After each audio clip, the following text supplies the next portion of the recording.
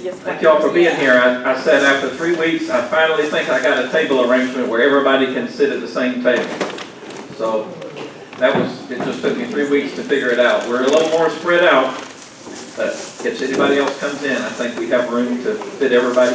And that's very biblical. We need to have room for everybody at the table, don't we? So, look, there's somebody coming in now. Let's all stare at Judy. Happy birthday, Dad. Made it through the traffic. Oh my goodness. I know, it's horrible. Holy guacamole. Two things before we get started. I just want to give you all an update. I went to see Bob Farinelli. He was probably still in surgery as we speak. He fell yesterday. Bob Farinelli fell on the same arm that he had his shoulder surgery on a while back and broke that same arm just a little bit lower. So they were going in, and because of where it was a little complicated, but the same doctor's doing that surgery, so he's having that done right now at Lee, and we'll be there at least through tomorrow. So I just wanted to let y'all know. He told me to tell everybody hello and to let you know he was doing okay. So I'm passing that message along. One of the two things that you got a copy of is something that Ray gave me last week, so if y'all don't like it and think it's lousy, it was Ray's. Which one is it? That's the greatest bestseller of all time. And Ray, I didn't notice until just now, it says, this article is by Alexander Green, Chief Investment Strategy of the October Club. So this is written by an investment banker, this article about but I thought it was a really interesting little article about the King James Bible and had some information there about it. So I made a copy for everybody to share it with you. So thank you, Ray, for passing that along. That's just a freebie, just some interesting information. So there's Kevin. He made it through the traffic. Yay!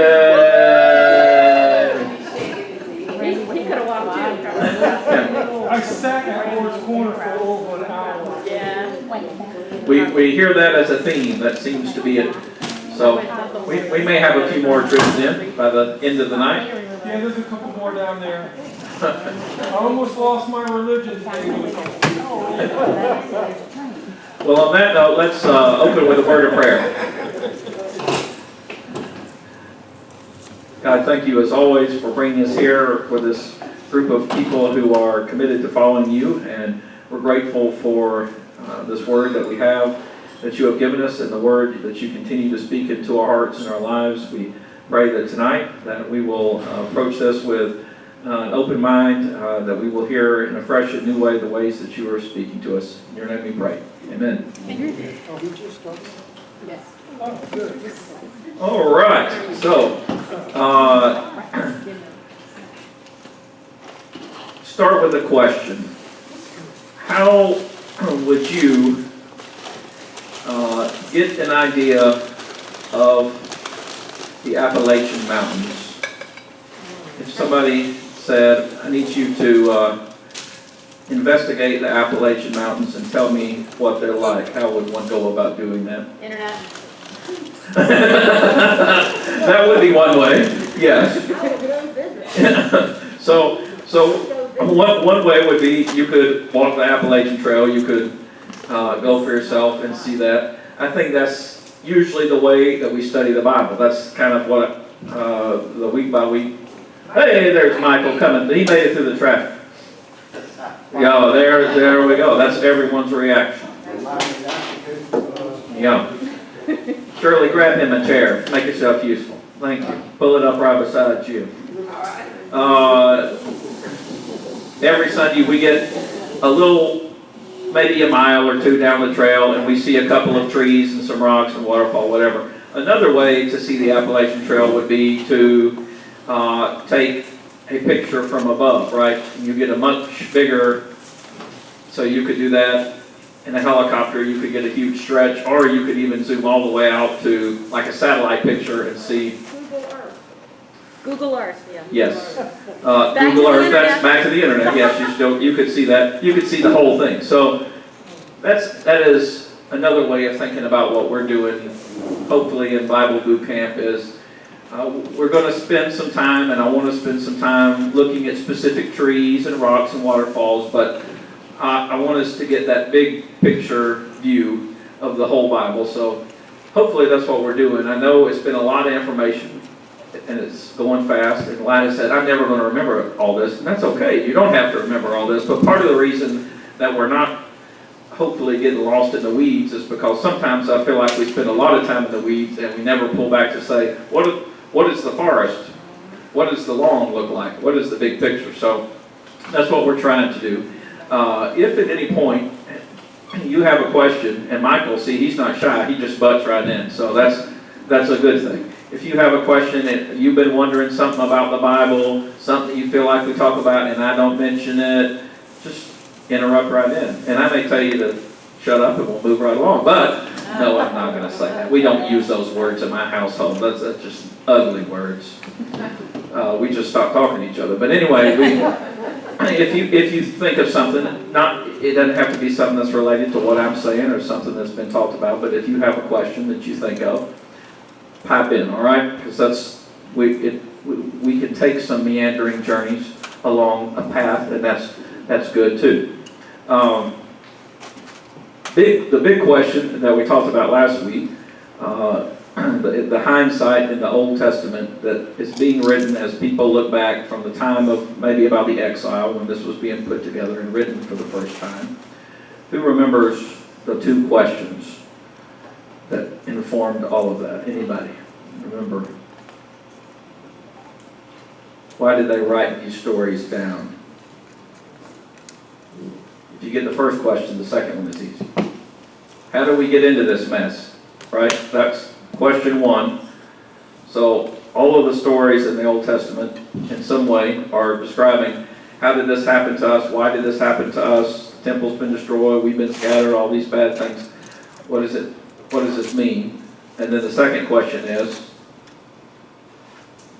I don't remember you. how do we get out of this mess? How do we move forward? Right? So one is the past question. One is the future question. But both are related because how they're going to tell this story about how we got into the mess is going to inform, hopefully that's the idea, of how they move forward out of the mess. So last week we talked about the first 5 books of the Bible: Genesis, Exodus, Leviticus, Numbers, Deuteronomy. Who remembers or who wants to take a stab at how did those 5 books of the Bible answer those 2 questions? How do we get into this mess? How do we get out of this mess? Who remembers that? Or, not remember is not the right word. You don't have to remember what I said last week. But what do you think about that? Those 5 books of the Bible, how do they answer that question?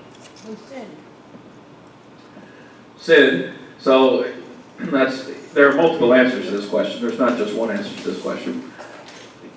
Right at the beginning, we start with, we screwed up, right? We were good.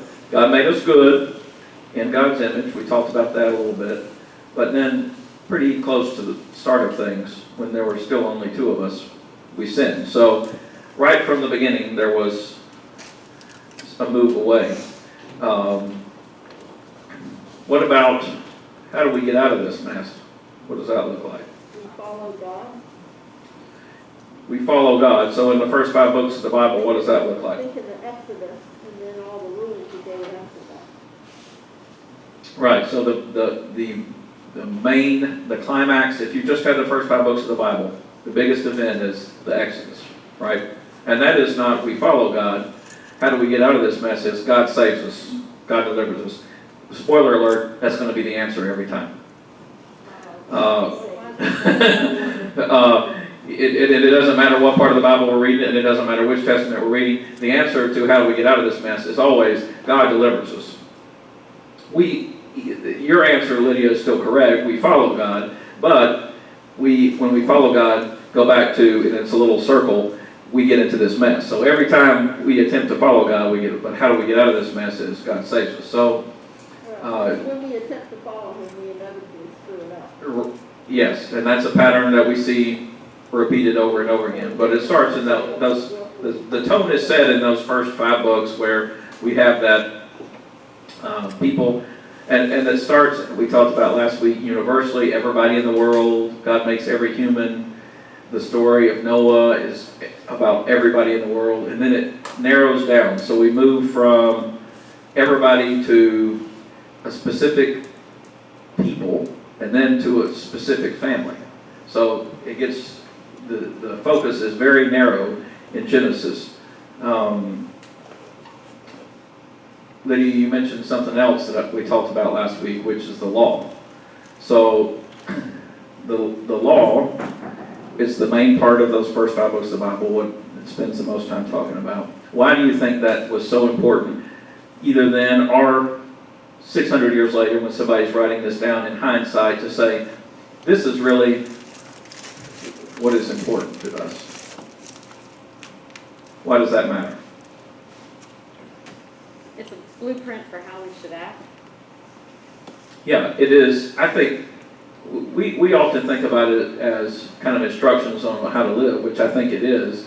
I think it's also about identity. So if you're thinking about what makes us who we are, somebody erased all the questions up here that, and the things that we said last week about what the story of the Bible is. But if we think about the Bible as a story about learning who we are and learning who God is, one of the things that makes God's people different is we have these specific rules. And in fact, God says this a number of times throughout that section of the first 5 books of the Bible. Other nations have other laws, but these are the laws I've given you, and this is how you're going to be different. Some of the laws were the same. If and people do study the Sumerian and the Assyrian and all these other, and they all had legal codes, and most of them said you shouldn't kill people and similar things to that. But there were also differences in the law, and God said, this is the way you're going to be unique. And at Mount Sinai, at that moment of transformation when they're coming out, God says, you are going to be a holy nation. You're going to be a priestly kingdom. You're going to be different. And the way you're going to be different is by enacting and living out these laws that I'm giving you. And you're being different not because you're particularly special, but because I'm using you to bless the world. That's connecting all the way back to Abraham. But if we talked about today, well, what makes Christians different? There might be a variety of answers to that question, and we might say, well, Christians come to church. Of course, that's not always true. Christians read the Bible. Of course, that's not always true. Christians are nicer than other people. Of course, that's not always true. But we might give those answers. If you were in the Old Testament, you said, what makes us different is we have this gift, not this burden of rules that we have to follow, but this gift that God has set us apart and shown us this way to live. And in hindsight, part of what we're looking at is to say, maybe we followed those and maybe we didn't follow them so well, and that's how we wound up in this mess. If you were just reading the first 5 books of the Bible, who is the main villain of that story? There may be two that I would. Pharaoh. Pharaoh is the main villain of the story. And Pharaoh, again, spoiler alert, there's always a Pharaoh. His name is not always Pharaoh, but in the Bible there's always a Pharaoh. Sometimes Pharaoh is Assyria, sometimes Pharaoh is Babylon, sometimes Pharaoh is Rome or Herod, but there's always an evil king. And this part of the setup of this story, part of why the first 5 books are so important to the rest of the story is that sets the prototype. The people of God are this group that is defined by their special relationship and what God has given them and how God has called them. They're almost always the persecuted minority against the empire, the wicked king. That's important because we're going to pick up on that later on. But Pharaoh is, but for sure. The other answer that I think is an acceptable answer, there's probably more, is we are also the villains because we screw up. So it's not, there is an external villain. These things happen to us because we were put into slavery through no fault of our own. Then there's the internal villain, which is we make mistakes and we screw up on our own, so we're responsible for some of that too. And it's both. The answer is always both to that. So that first 5 books of the Bible starts us at creation. And where do we wind up? At the end of Deuteronomy. remember? Death of Moses. Death of Moses, right? And what's about to happen? Joshua's gonna take over. And what's about to happen? They're going to go to the promised land. The promised land. The land that flows with milk and honey. And you want to talk about a metaphor that children do not understand. When we read the Bible to our kids when they were little, they said, flows with milk and honey. What a, where was that place? And what a weird, and not, because my kids don't particularly like milk and honey, so I'm like, yeah, what a, why would that be but what has preceded this, they've come out of slavery, they've had a revelation of God, and they've received the law, but then they wandered in the wilderness for 40 years. So this, imagine waiting 400 years or being in slavery for that long, finally to get delivered, only to then say, none of you are going to make it into the promised land, except for Joshua and Caleb. That generation is all going to die out. You're going to wander in the wilderness. So that there's been this transition period. So that's where the story picks up. That's where we left off last week. Deuteronomy 34. Let's see what Deuteronomy 32. Somebody flip to Deuteronomy 32. And Deuteronomy, by the way, just means second law. That's what the word Deuteronomy means. Moses, the setting is Moses is standing in front of the people giving this sermon before they enter the promised land. And he's repeating everything they've already heard because, like Lida, they have trouble remembering it all. So he tells them everything that they've heard, all the 10 Commandments, goes through it again and says, this is the stuff that we've been told. And then now somebody who has it. Deuteronomy, all right, Susan, read me at verse 44.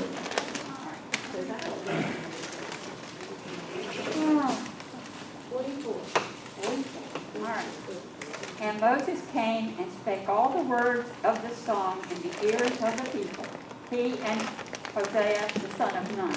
Joshua, also Hosea. Oh. Yeah. I don't know if that's right, but that is the same name in Hebrew. So. Okay, because mine just has an H. Can y'all hear her? Okay. You want me to go more? Yep. All right. And Moses made an end of speaking all these words to all Israel. And he said unto them, set your hearts unto all the words which I testify among you this day, which you shall command your children to observe, to do all the words of this law. For it is not a vain thing for you, because it is your life, and through this thing you shall prolong your days in the land whither we go over, Jordan, to possess. All right, stop right there. So, right before Moses dies, right before they enter the promised land, here's the ultimatum. This is the setup for what we're going to talk about tonight. We have heard from God, and now I've told you again, and you've been told several times, again and again, what you have to do. What is required to have a full, abundant life in the way that God intends for us to be God's people. Moses is setting this up as a choice you have to make. If you do this, things will go well, you'll have life. If not, trouble's coming. Now, we're reading this in hindsight, and it was written in hindsight, so guess what? We know what's going to happen. They're not going to choose well. Which part of what I love about the Bible is whoever wrote these stories down and put them in the order they did already knew how things were going to turn out, and they said, we still need to hear this, even though we know it's not going to go well, right? Because how do we get out of this mess? That's still part of the question they're trying to answer. But they know they're not going to get out of this particular mess. But Moses is setting it up. So the tension, the question as we enter this next part of the story is, what will Israel do? Now we know, right? Because we've already read that part of the Bible. But if we were just reading it as the authors had organized it and the editors had put it together, we've gone all the way from creation through this family. Now we're this God's people. Now we have this opportunity. If you just stop right there, if it was an episode of a show that you were binge watching on Netflix, you would say, oh, what's going to happen next? What are the people going to do? So that's where Joshua begins. They're going into the promised land, and it's an open question. Now, so we're going to, tonight, go all the way from Judges through Chronicles, which, if you want my choice for which books could be easily cut out of the Bible with no nothing lost whatsoever. First and Second Chronicles will be very high on my list. That's a personal opinion. That's not, I don't have anything against them. They repeat almost verbatim what it already says in First and Second Kings. It's a lot of repetitive stuff, but we're going to talk about that in a little while too. So we're going to go, the start of the story is coming into the promised land. By the end of tonight, we're going to get to exile, right? So we wind up all the way to the Mass. These are called the history books of the Bible. That's the, if you look in your table of contents, the title. What is the real genre? Genre matters. I think history is one word for it, but it depends on how we think about history. Part of it is memoir. It's told mainly as stories. We get this in story form. Somebody mentioned the word textbook last week. Most of this is, some of it is very specific. This happened at this day, at this time, this king ruled this long, and it reads like a textbook. Most of it says, a little while after that, sometime later, it's not interested. If we were reading a history textbook, there would be a specific date, and then this battle happened, and then there was this. And this material is not organized in this way. There's still huge gaps of stuff that are left out. And then there's little stories that would never be included in the history textbook because they're too weird or they're too personal in the scope of the big picture to be included. So it's history, but it is theological history. It's history that is telling us a story about God and who we are. That other little piece of paper I gave you, this is something I got out of one of my books that I have on parables, actually. And unfortunately, when Laura printed this, she printed it in reverse order, so I wanted to make it extra confusing for you. So look at the page on the right. Look at the right hand half of that page first. That has a little cloud. Y'all see that? All right. So that says God up in heaven. Y'all all looking at that? The way you and I usually think about history, especially in the Bible, is God is up in heaven, and every now and then, on special occasions, God has come down to earth to intervene in specific ways, right? And so that's what that picture is there, and he just pulled out some examples. There's been a lot of examples, but he said creation, Abraham, Moses, Jesus. He had a lot of little arrows, the second coming. So God's up there. Every now and then God comes down, and we get this meeting of the two. I think that's often how we think about history, but how God works in history.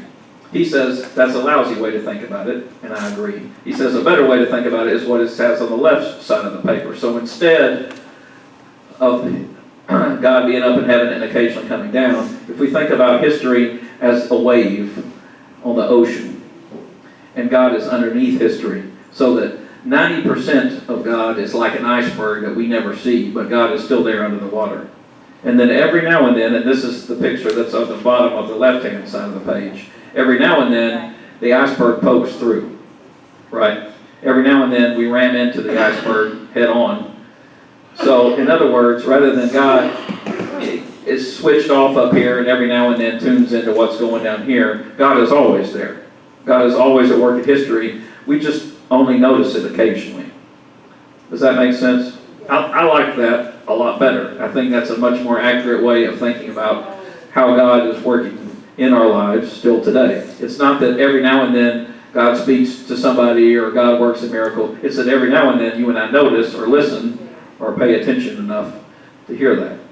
So I don't believe that God speaks any less.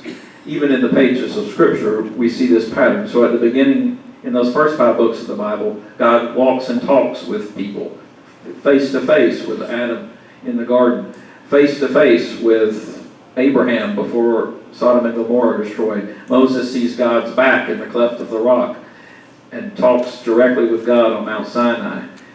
And then the further we're going to get in this story, the less that seems to happen. God still is working. Occasionally it's through dreams. Somebody will have a dream. That's a step removed from face to face. It's still God speaking to them directly, but it's a little removed. Then eventually it's going to be God speaks to a priest who then speaks to me. That's another step removed, right? Or God speaks to a king or works through this, and then that affects my life in this secondary way. But the further away you get from the beginning of the story, the less it seems that God moves in history, in the pages of the Bible. I don't think that's true. I think that is part of this, what it's telling us is and then of course when we get to Jesus in the New Testament, there's another dramatic interruption there where God says, hey, wake up and pay attention, I'm here. So I just printed that off for everybody because I kind of like that picture of the God is the looming iceberg and we're the Titanic waiting to to barrel full steam ahead into that. So that's another way to think about it. All right, so this history section, we're talking about roughly 600 years of time period that we're going to cover in the next 30 minutes. How this random group of people who at this point are still individual tribes. These are people who have been slaves in Egypt. They've never had a country of their own. Most of them are not, and so the closest parallel that I could come up with, which is not even that accurate, is what this country looked like maybe 450 years ago. So before we were the United States of America, there was a group of English settlers here. There were a group of French colonists, some Spanish folks, some Swedish folks, from a lot of different places. People had come over here. New Amsterdam, which eventually became New York. Some Dutch people were here. A lot of groups from a lot of different places that had no common identity whatsoever, other than they happened to move to this same geographic location. Roughly, I mean, you're still spread out between Maine and Georgia, or Florida, right? So you're not even really in close proximity to each other. But these are people who don't speak the same language, don't have the same customs, do not think of themselves as united. This is what we're talking about, and this group is going in to take possession of the promised land that God has promised them, but they are not already united. Then we're back to how do we get into this mess? Is we don't have a common identity. So what is it that's going to move us from this random group of people into a nation, and then by the end of the story, the nation falls apart. To start with, we're halfway through. Let me get my marker because I enjoy writing on this board. If you were going to tell a story about how we got from a group of colonists, a variety of ethnic colonists, to become the United States of America, what is a part of that history story? What are some of the stories we tell about that?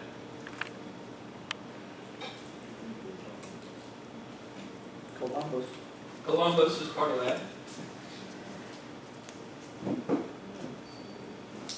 In 1492, Columbus sailed the ocean blue. That's a key fact most of us learned at one point in time, right? That's a date and a person that always gets mentioned. There were a lot of other people, a lot of other explorers, but that's one we pull out. What'd you say, right? Indians, for sure. So, there are already people who live here in our country. How dare they be here before we got here? That's my favorite line from the Disney movie Pocahontas, where John Rolfe says, what are you people doing in this country before we got here? Don't you know that this was ours? That's going to be a big theme in these stories that we are going to read tonight. There are already people who are living in the promised land that supposedly is God has given us, right? What else? Alexander Hamilton and his band of, revolutionaries. Hamilton's been hot lately. 20 years ago, nobody cared about him, and then the musical came out, and all of a sudden, Who knew they sang that well? Alexander Hamilton. Nobody even knew who he was 20 years ago, and now he's the hot stuff. What about some of those other people? All the Sons of Liberty. The Sons of Liberty. Thomas Jefferson. George Washington. How about George Washington? Thank you. We hadn't heard him. Yes, George Washington. And what did he do? He was the president. He was the president. Good, Lina. You knew that. Before that, what was he? General. He was a general. He lost a lot of battles. Quite frankly, when we were driving through Pennsylvania up there in the middle of nowhere, we passed by Fort Necessity, which is a place where Judy knows it, up there. I drive by it all the time. That's right. It's where he got routed in the French and Indian War, and one of many battles he lost. But yes, he was a general. We also tell stories about George Washington, or we used to at least, that I learned. You cannot tell a lie. I cut down the cherry tree, right? All of that stuff. Did that really happen? No. But those are stories that we tell about how our country got formed. Why? Why do we tell those stories about George Washington? We want our kids to be honest. We want our kids to be honest. We also want to think of the people who helped found our country as morally pure, heroes, right? It's very difficult when we have to say they did some good stuff, but also some not good stuff. That's part of our struggle right now as a country, right? Is we're reflecting back and saying, we heard all those good stories about George Washington. There are some not so good stories about George Washington. Thomas Jefferson, same way, right? So these were people who wrote the Declaration of Independence, did a lot of good things. And some of the stories we tell about them are entirely invented, but they are to serve the purpose of a larger story about how we understand who we are. How do we become who we are? How do we go from a group of people from a bunch of different countries to a group of 13 separate states to eventually a United States? Because even after the Revolution, some of the states didn't get along with each other, and a long time after the Revolution, about the Civil War, some states didn't get along with each other, and even today some states don't get along with each other. So there's still an open question about who are we, and how do we understand ourselves collectively. This, I think, is at least a starter list, and it gives you some idea, because when we're reading this stuff tonight, some of the stories are on July 4th, 1776, this exact thing happened. And some of the stories are George Washington cut down the cherry tree, right? They're in there to advance a certain story about who we are, and sometimes it's to make us feel better about who we are and to make our heroes be more heroic. And sometimes, what I love about the Bible is it's to knock us down a peg and say some of the things that we think maybe are not so great, and maybe that's how we wound up in this mess. And the Bible puts those things right next to each other. So Joshua, book of Joshua. Joshua comes in and they have a bunch of battles because there's already people living in the promised land, a bunch of tribes and other folks who are living there. The book of Joshua is pretty intense. And we talked a little bit about the gore and the stuff a couple other times, but if y'all flip to Joshua 11 real quick. Should we have included the slaves in our list of? The slaves, well, that's part of that legacy too, right? Yep. And recently that's been getting more attention. Even, it wasn't that long ago that I was in school. I learned about slavery, but not as much as I learned about some of that other stuff, right? So that's part of the way we tell the story, is by what we don't tell. Joshua chapter 11, they've been fighting wars, they've been fighting battles in all these places. Karen Martin, you wanted to read, didn't you? Yes. Yes, all right. So read me Joshua 11, starting at verse 10, and keep reading until I tell you to stop. At that time, Joshua turned back and captured Hazor. Okay, I'm going to have to name all these people. No, well, you might get a few. It's not too bad. And put its king to the sword. Captured Hazor and put its king to the sword. Hazor had been the head of all these kingdoms. Everyone in it they put to the sword. They totally destroyed them, not sparing anything that breathed, and he burned up Hazor itself. So Hazor was a location. Right. Okay. Joshua took all these royal cities and their kings and put them to the sword. He totally destroyed them as Moses, the servant of the Lord, had commanded. Yet Israel did not burn any of the cities built on their mountains, except Hazor, which Joshua burned. The Israelites carried off for themselves all the plunder and livestock of these cities, but all the people they put to the sword until they completely destroyed them, not sparing anyone that breathed. Okay, take a break right there. We're going to pick up in just a second. This is, what do y'all make of this? What do we do with passages of scripture like this that not only say Joshua and friends killed everybody, not just the bad kings, right? Everybody, we assume that means men, women, children, whoever in these towns, burned them to the ground, and that they did it in the name of God. Usually we ignore those scriptures. Yeah, that's what I want to do with them. I don't like them, I'll be honest with you. They make you feel uncomfortable. It doesn't fit. Yeah. And this is part of why I think the Old Testament gets a bad name, is because we have scriptures like this where it seems like God is very vengeful or destructive, and it just seems violent. It is violent. I don't have, yeah, here's a couple of things I would say about this. It's not uncritically violent. So the text is very careful in multiple places to say, everyone who gets destroyed is wicked. Now, that still may not, yeah, Ron. Well, go ahead and finish your statement, then I'll ask a question. Okay, that may not satisfy us still, because if God killed everybody who was wicked, everybody would be dead all the time. But there is some attempt in the text to say these people were not without fault. So they pre-existed in the land, but they were doing things that were bad, and so that there's a blanket justification there that says that they were wicked, and that's part of why God allowed this to happen. There's another layer in that, and this goes back to the flood story again. We always say, well, how in the world could God allow such destruction? God also allows salvation. So even in the beginning of Joshua, one of the stories you read about is the spies who go in and they meet Rahab. Y'all remember that? I preached on that not too long ago. And Rahab helps the spies, and so that when it comes time to burn Jericho to the ground, Rahab and her family are saved. That is a story that is very similar to Noah's Ark. We don't often make that connection, but there's a story where everybody's getting killed, but except these few people. These few people who are foreigners, still not God believers, but because of their righteousness and their help, God spares them. So even in the midst of these destructive stories, there are still moments of grace. There are still moments when God acts to save, quote unquote, the righteous. I don't know that that makes me completely feel better about these other things that happen, but there are multiple voices in the text. So it's not just this happened and then it moves on without comment. There are also moments where God intervenes to save. Yeah, Ron, you want to?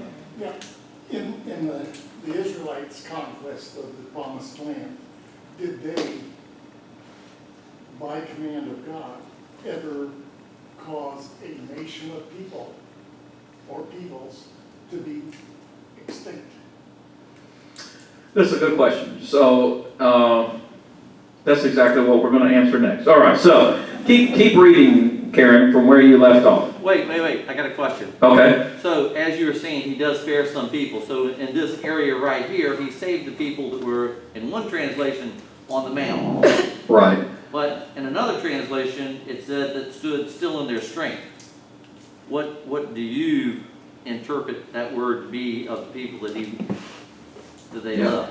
Well, there were some places, and that's then you really get into, and it has a lot of parallels with, when we're talking about what happened to the Indians.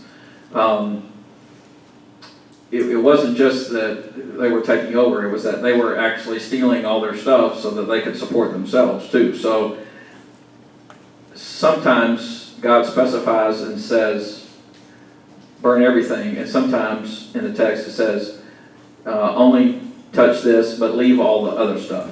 And sometimes people get in trouble. There's a story in Joshua where somebody takes something that they're not supposed to, and God doesn't like that. So how I understand that to mean is that sometimes that stuff that's left over after they're done, pillaging and whatever, that's intended to be their compensation or the start for them to build. It's unfortunately only the ashes of, what they just burned down. But that's related to Ron's question too. I'm going to answer that. So you keep reading, and I'll try to answer both those questions. Am I? You're at verse 15 now. As the Lord commanded his servant Moses, so Moses commanded Joshua, and Joshua did it. He left nothing undone of all that the Lord commanded Moses. So Joshua took this entire land, the hill country and all the Just make it up. Negev, the whole region of Goshen, the western foothills, the Arabah, and the mountains of Israel with their foothills, from Mount Palat, which rises toward Seir to Baal Gad in the valley of Lebanon below Mount Hermon. Anybody can take over any time now. We're through with the names. Just keep rolling. Okay. He captured all the kings and struck them down, putting them to death. Joshua waged war against all these kings for a long time, except for the Hivites living in Gibeon. Not one city made a treaty of peace with the Israelites, who took them all in battle. For it was the Lord himself who hardened their hearts to wage war against Israel, so that he might destroy them totally, exterminating them without mercy, as the Lord had commanded Moses. Now skip down and read just verse 23. So Joshua took the entire land, just as the Lord had directed Moses, and he gave it as an inheritance to Israel according to their tribal divisions. Then the land had rest from war. Okay. If you read the first 11 chapters of Joshua, we come into the promised land, we fight a series of battles, and at the end of that, everybody's gone except for one tribe, the Hivites, who made peace with Israel because they saw the writing on the wall. But everybody else has been wiped out, and then it's all done. Joshua's taking care of all the enemies, and the land has peace, right? That's the story we get in Joshua. Now, y'all flip over to Judges, chapter 1.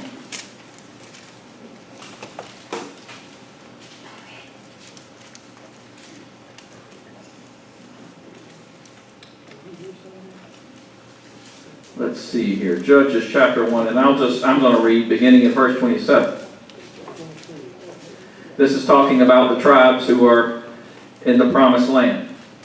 Manasseh did not drive out the inhabitants of Beth-shean and its villages, or Tanakh and its villages, or the inhabitants of Dor and its villages, or the inhabitants of Iblim and its villages, or the inhabitants of Megiddo and its villages, but the Canaanites continued to live in that land. When Israel grew strong, they put the Canaanites to forced labor, but did not, in fact, drive them out. And Ephraim did not drive out the Canaanites who lived in Gezer, but the Canaanites lived among them in Gezer. Zebulun did not drive out the inhabitants of Kitron or the inhabitants of Nahalal, but the Canaanites lived among them and became subject to forced labor. Asher did not drive out the inhabitants of Akko, or the inhabitants of Sidon, or of Alab, or of Aksib, or of Helba, or of Aphik, or of Rehob. But the Asherites lived among the Canaanites, the inhabitants of the land, for they did not drive them out.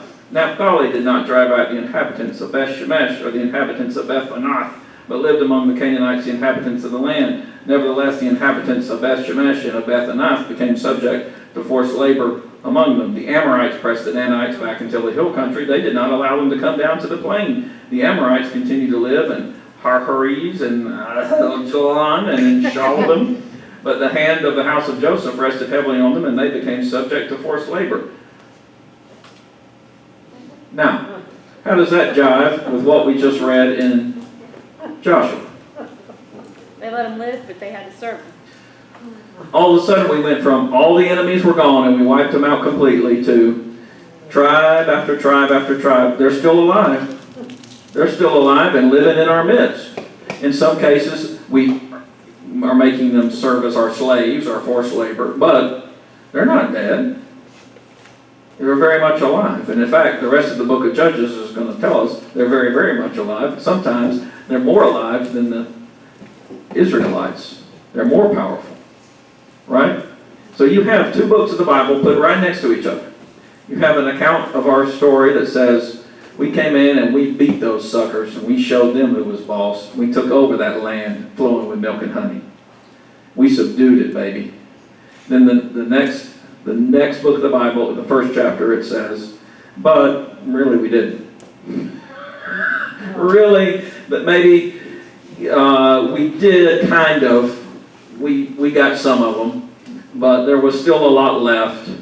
And really we were living side by side amongst them. So that's two different versions of the same story. What it's saying, isn't it? That they did not do what God told them to do. And what God told them to do seems like a very harsh thing, and it was. How did we get into this mess? However, they were not strong enough. The Israelites were not strong enough to stand with God and not be influenced by those people.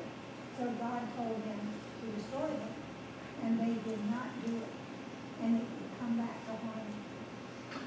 So you're thinking ahead to know that the tension of the story that we started with in Moses, if you remember what God has given you, if you live in this different way, you're going to be God's people.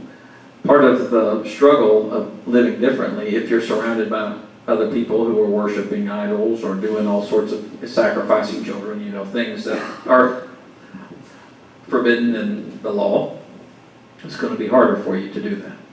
And so that's the reality. Judges, I think, is one of the most realistic, brutal books of the Bible because it rips away some of that sheen to say, here's how we would like to see ourselves in Joshua. Here's the reality of what happened, which was you still had a group of 12 different tribes, not one country. We sometimes use the slang Israelites, but there was still no Israel that we're talking about. All these groups who not only were fighting the Ammonites, the Amorites, the Hivites, the Jebusites, etc., ites, they were fighting against each other. And so sometimes if one group of people got attacked in one village or town, sometimes your fellow Israelites would not come to your aid. They may even help. Because if you're weaker, that means we're stronger, right? And in fact, if you flip all the way to the end of Judges 21, it's a steady deterioration. It gets worse and worse. You start out with some good leaders who help for a time period, but the cycle in Judges is the people mess up.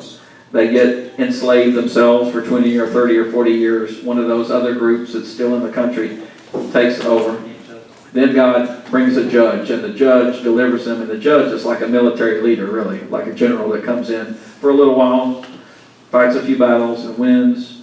Maybe they rule a little while, but then people mess up again, and that just repeats and repeats. So you start with Caleb, and he's good.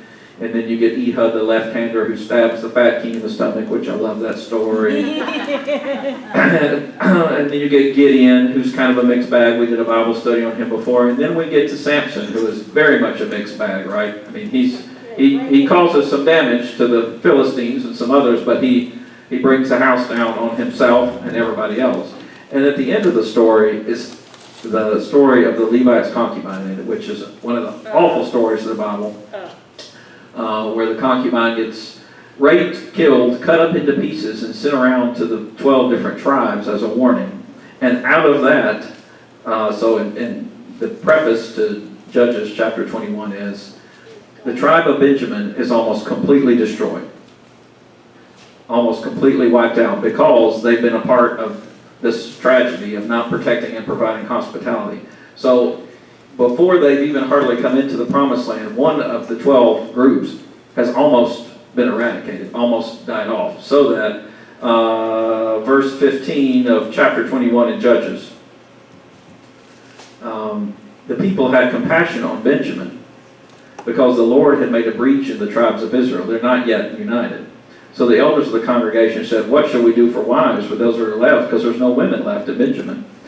And so, they said, verse 19, the yearly festival of the Lord is taking place at Shiloh, which is north of Bethel, on the east of the highway that goes up from Bethel to Shechem. They instructed the Benjamites, saying, go and lie in wait in the vineyards and watch. When the young women of Shiloh come out to dance in the dances, then come out of the vineyards, each of you carry off a wife for himself. So, steal some women when they come out. This is the plan, right? This is the plan to make things better, to repopulate the tribe of Benjamin. Then if their fathers or their brothers come to complain to us, we will say, be generous. You didn't really need that many daughters. Allow us to have them, because we did not capture and battle a wife for each man.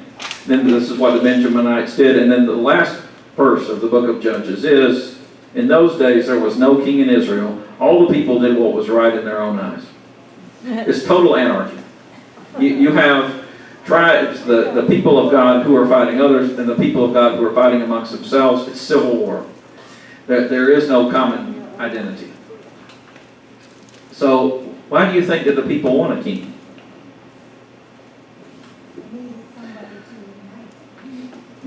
It's chaos. Why do we need a king? Because we want there to be police officers when things happen. We want there to be traffic laws so that people know what to do. We don't want total anarchy, right? There has to be some system, some way of keeping order. And up to this point, things have not been going well. So then we get into this discussion of how should we be ruled? The way God set it up was, I'm your ruler, I'm your king. But they couldn't see it. So they had to have someone they could see. Aha. So, let's flip to 1 Samuel chapter 8, because I think this is one of the most important texts in the Old Testament. First Samuel what? Chapter 8. And while we're flipping there, I want to just put in a plug for Ruth, because Ruth is one of my favorite books of the Bible. Yeah. Sometimes when we study history, any kind of history, but especially Bible history, it's, oh, I don't like that, it's boring, it's a bunch of kings' names and all these hard to pronounce names, and it's this stuff that makes no sense, it's old, and it is.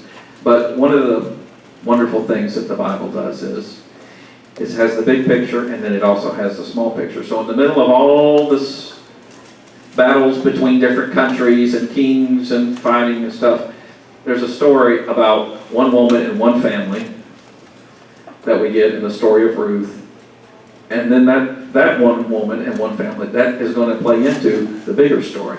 So sometimes the Bible, and to me that is a very reassuring, comforting way to say, if we think about how God works in history as an iceberg, sometimes it's at big important battles, and this battle got won and we took over, and sometimes it's this big important king, but sometimes it's this woman who stayed with her mother-in-law. And that's how God works in history. It's not just through big people, big events, small, unknown people who otherwise this story would not be, you think about maybe in our history, there are the Columbuses and the George Washingtons. There are people like Rosa Parks, who we never know her name if this one event hadn't happened in the 1950s, who was just an ordinary lady who this happened. So that's how I see the story of Ruth in the midst of all this violence and all this stuff that's going on. Somehow God's still working in the midst of that, just like God works in our individual lives. It's not just through the famous, important, quote-unquote people, or the big things that we think of where we say, aha, that's God. I think that story of Ruth, because Ruth becomes the great-grandmother of David, right? That's part of that story. And Ruth is one of those foreigners. Ruth is one of those people we didn't kill, who is still living in the promised land that we didn't exterminate, and yet Ruth gets grafted into the story. So that's another answer to Clifton, your question, and Ron, your question, did everybody get exterminated? No. There are still people who are around, and there are people who actually God includes who are not part of the quote-unquote chosen people, even in the Old Testament, not just in the New Testament. There's an expansion of who is a part of this, right? So I just had to give a shout out to Ruth, and then the way the next story, the story of the kings, 1st and 2nd Samuel, 1st and 2nd Kings, 1st and 2nd Chronicles, the way those stories start is one woman who's infertile, Hannah. One woman who is dealing with this struggle, who is so torn up about it that she's going to cry to Eli the priest, and then she has Samuel. So it doesn't start with, on November 3rd, 887 BC, this king, but it starts with a woman who has what we would think of as a personal issue, and yet that's how God is going to work in this story. I think that's worth pointing out, because I think that's just as much of history as all the kings and the list of all the battles and all the other stuff that we sometimes get caught up on. So 1 Samuel 8. Samuel is another one of these transitional figures. He's bridging between the chaos of the judge's time to the establishment of the king. Samuel, like his mentor Eli, has been a good guy, but his sons are crumb bums. I don't know why that happens. Sometimes that does happen, even with really good people, right? But Samuel, when he gets old, which is in 1 Samuel chapter 8, he gathers everybody around, and what do they say? We don't want your sons to take over because they're corrupt and crummy. So, give us a king.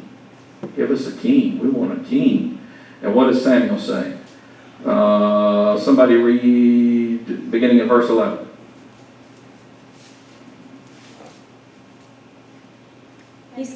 He said, "This is what the king who will reign over you will do. He will take your sons and make them serve with his chariots and horses, and they will run in front of his chariots. Some he will assign to be commanders of thousands and commanders of 50s, and others to plow his ground and reap his harvest, and still others to make weapons of war and equipment for his chariots. He will take your daughters to be perfumers and cooks and bakers. He will take the best of your fields and vineyards and olive groves and give them to his attendants. He will take a tenth of your grain and of your vintage and give it to his officials and attendants. Your men servants and maid servants and the best of your cattle and donkeys he will take for his own use. He will take a tenth of your flocks, and you yourselves will become his slaves. When that day comes, you will cry out for relief from the king you have chosen, and the Lord will not answer you on that day. But the people refused to listen to Samuel. No, they said, we want a king over us. Then we will be like all the other nations, with a king to lead us and to go out before us and fight our battles. When Samuel heard all that the people said, he repeated it before the Lord. The Lord answered, listen to them and give them a king. Then Samuel said to the men of Israel, everyone go back to his town. I think this is one of the most tragic passages of Scripture in the Bible. In some ways worse than what we just read from Joshua a minute ago, where everybody gets destroyed. So what is happening here? The people say we want a king, and Samuel tells them, if you get a king, you're going to have to go to war, you're going to be killed. This is a person who's going to make you fight. This is a person who's going to make you pay taxes. All the things that kings still do, right, today. All the things that the government still does. You're going to be slaves yourself, and the people still say, no, we're determined to have a king. And here, this is the worst line, verse 20. What do they say? So that we may be like other nations. We want to be like everybody else. Now, you remember, what did we just say? What was the whole point of that Sinai experience? Become independent. You're not like everybody else. You're special. You're my people. Right? And you already have a king. Me. So, we're making a series of mistakes in this passage of Scripture. One is, we don't realize we already have a king. One is, we don't realize that we are special. That we've lost that identity and that we want to be like everybody else. And to make things worse, who do we want instead? Who's the bad guy? Saul. We want Pharaoh. We spent 400 years trying to get out of that place, and as soon as we came out, well, not as soon, but really as soon, because when they were in the wilderness, they said, we want to go back to Egypt because they had better leeks in Egypt. You know, we loved their stew there. It was very good. They had cucumber stew, and I really am sick of this man all the time. I'd rather go back and eat that cucumber and be a slave. And so you advance this forward a couple of hundred years, and you say, we were enslaved, and we know, because Samuel just told us, if we get a king, we're going to be slaves again. We would rather be slaves with Pharaoh than have God as our king. That is what the people are saying here. And then what does God say? Give them what they want. Oh, that is one of the worst answered prayers. And I have a feeling God does that quite often to us, actually, when we're being real stupid. This is a collective stupidity, right? But this is, they say this is what they want. We know because we're reading the story in hindsight, and they know because we're writing it in hindsight, what's going to happen is exactly what Samuel has said. Things are not going to work out well. But this is how gracious and compassionate God is too. I'm going to give you what you want, even though what you want is not really what's best for you. But because you want it, because you can't see me, because you're struggling, I'm going to give you a king. So there's a lot of things happening in this story, and some of it is how stupid we are, and God is simultaneously gracious and just in this passage. We're going to get what we deserve, and we're going to get what we deserve. What we want, both. That passage, I think, is the hinge between everything that came before with Joshua and Judges, and then after that point, Saul. And we've talked, and I preached about David here recently. We're not going to talk too much tonight about that because we're almost done anyway. But y'all know that the stories of Saul, and for the first time, Now we're maybe to the point where we can say we're at George Washington in this story. We have one leader for everybody, right? That's what the way the story presents it. If you read through the lines, you see, even in the story, there's some tribes that still aren't really on board with this. There's some tribes that don't really like that. And when David comes and becomes king, and I read this, I preached from this a couple of weeks ago or a couple of months ago, when David starts off, he's the king of just Judah for a little while, and then eventually everybody else accepts him after Saul and Jonathan die. But it's still like, well, if we have to have a king, and then there's Solomon, and then after Solomon, there's the tribes split apart again, because this group says, well, we want this guy, and the other group says, we want this guy. And for the rest of Israel's history, there is no just one king of Israel. There is no united. There's still a group of tribes. So the point in time at which they were actually united was brief and fleeting. The disintegration began almost immediately. And even within those stories, the way the stories are told of Saul and of David and of Solomon, we're not going to read all of them, but y'all know enough of them to know there's some good stories, right? There's some hero stories. David and Goliath, that's a big one. BBS, we all get that one. David and Goliath, there's some. But then we have David and Bathsheba. And we have Absalom and Amnon and Tamar. Ooh, that's a worse story, right? David's sons, now the next generation, one of them kills the other one. Now we're back to the older brother and youngest brother. Story of brothers again. That same old theme keeps popping up. So there's, even with the good kings, even during the united times, part of the story is saying things weren't, and poor Saul is, I love Saul, because Saul gets dumped. And I always think, what did Saul do that was anything worse than what David did? And David did all that bad stuff, and he was a man after God's own heart. And poor old Saul, he made some rash oaths, and he did all this stuff, but God just dumped him. And he goes by the wayside. I've always felt sorry for Saul, because I don't think David or Solomon are any better than poor old Saul. But the way these stories are told is, all right, now we have a king, but we're still fighting amongst ourselves. And even these people that we're looking to be our king are flawed in significant ways. Y'all turn to let's see, what am I looking at? 1 Kings 10. Solomon is kind of the ultimate example. This is the height of Israel's power militarily and wealth. Solomon is he's the wise king, right? He's the one. Even David wasn't allowed to build a temple. God said, you've got too much blood on your hands, but I'm going to let your son do it. So Solomon builds the temple, and there's a bunch of chapters about Solomon building the temple, and Solomon asked for wisdom, and God says, because you asked for that, I'm going to give you wealth and everything else with it.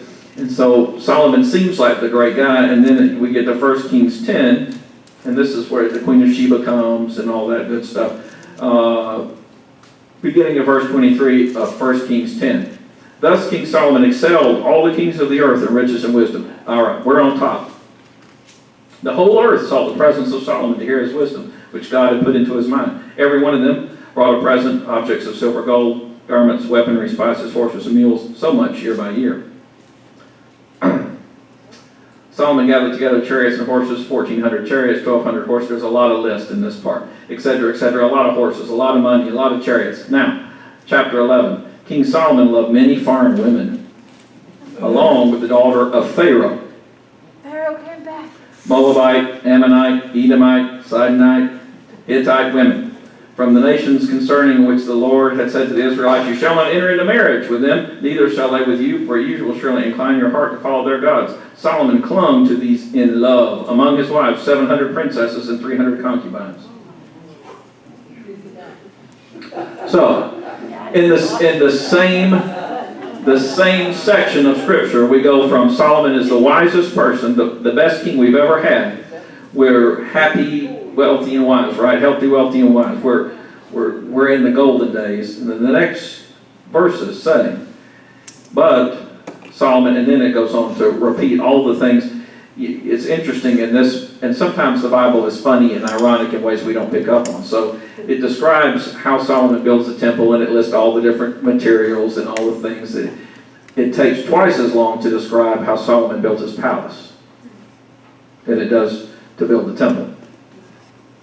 That's not, and the editor doesn't say, hey, by the way, wink, wink, did you notice that he spent a lot more money and time building his own house than he did God's house? But we, if we're reading these passages in an ironic way to understand how the story unfolds, can see even Solomon the wise in his wealth and splendor maybe wasn't so wise. And in fact, he's just another Pharaoh. What he's interested in is his own power. Pharaoh's own daughter he takes as his wife. And so this is the lead-in to next week's story, which is the prophets. The prophets go right hand in hand together with the kings, and you cannot understand one without the other, because the setup here is going to be, now we've got this dilemma. We've got a king. What are we going to do about it? How do we get into this mess? Now we've got a king, and now the king is the mess. Before the mess was we don't have a king. Now we have a king, but it's not the right king. It's not God. So what do we do with this, and how do we get out of this? That's what the prophets are going to be about. Let's see, what are we at? Oh, 7:04. All right. Questions, comments? I glossed over a lot there at the end. Well, I was just at one, if they were following the rules of Leviticus, every one of them, that's 640, they would never be like anybody else. Whether they have a king or anybody else. You know, the hair, the circumcisions, do this and that and everything else. Right. Right. And doesn't that tell you a lot about human nature? Because most of us want to be like everybody else. Maybe that's why God gave some of those really weird rules, so that they would be different. And if they clung to those weird rules and really celebrated them, they wouldn't mind being different. Yeah. And I think that's a theme all the way through is, it will be in the New Testament, right? You think about the early church. Those people are weird. Those people worship a man who was killed on a cross, right? The people of God are always defined in some ways by how weird and different they are from the surrounding culture. And sometimes their response to that is, we don't want to be different. We want to be like everybody else because it's easier. And maybe we won't get killed too. I mean, or persecuted. Everybody else has good stuff, we want good stuff. Yes, and the irony is, we've got bread literally falling down from heaven to feed us, right? We've already got good stuff, but we want that other stuff. Why? Well, because somebody else has it, and that looks good. The grass is always greener, even if the grass is, slavery under Pharaoh. So that is the pattern again and again throughout the Bible. But the prophets are going to confront that. Kevin, are you waving away a fly, or are you trying to raise your hand? No, you're shooing a fly away. I only see it about every 1.5 feet because of my glasses. So. Oh God. So next week we'll talk more about the kings. We skipped there's a lot of kings. There's a lot of king stuff in here, but the kings coincide with the prophets. So we're going to talk about the prophets next week.